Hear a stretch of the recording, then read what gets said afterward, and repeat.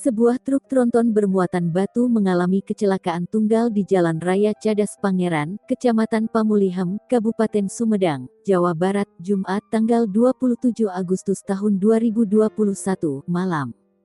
Berdasarkan informasi yang dihimpun Tribun Jabar.id di lokasi, peristiwa kecelakaan truk tronton bernomor polisi B9262 KOB ini terjadi sekitar pukul 21.25 waktu Indonesia Barat.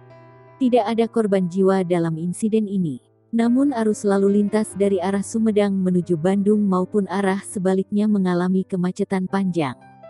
Menurut AI, peristiwa kecelakaan tunggal tersebut terjadi akibat truk tronton bermuatan batu split yang melaku dari arah Sumedang menuju Bandung ini tak kuat menanjak. AI menambahkan, tidak ada korban jiwa dalam peristiwa kecelakaan tunggal ini.